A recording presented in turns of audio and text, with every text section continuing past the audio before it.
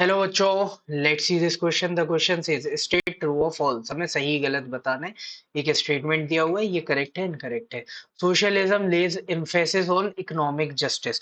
Socialism economic justice पर ज्यादा focus रखता है। ये सही है या करेक्ट है? गलत है। तो इट इज करेक्ट स्टेटमेंट। कैसे करेक्ट है?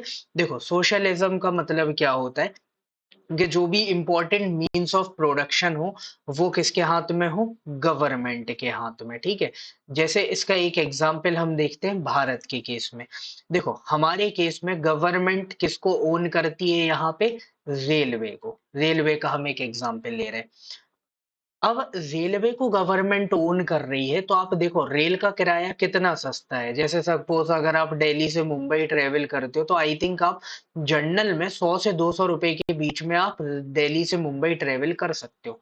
ठीक है। लेकिन अगर यहीं पे कोई प्राइवेट कंपनी अगर इस रेल को ओन कर रही होती तो ये किराया 100-200 रुपए नहीं होता। क्यों नहीं होता? क्योंकि वो तो केवल अपना प्रॉफिट देखते कि कैसे उनको प्रॉफिट हो।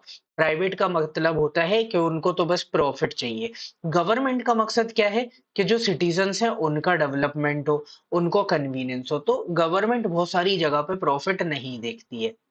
तो अब जो गरीब लोग हैं वो भी ट्रेवल कर पा रहे हैं। तो गरीबों के पास क्या है? इकोनॉमिक इनजस्टिस है। इकोनॉमिक इनजस्टिस का मतलब क्या हो गया? कि इकोनॉमिकली उनके पास पैसा नहीं है। तो अब उस इनजस्टिस को जस्टिस में कैसे कन्वर्ट किया? तो गवर्नमेंट ने या तो उनको सब्सिडी दे दी या पैसा अवेलेबल करा दिया या टिकट कम कर दिया।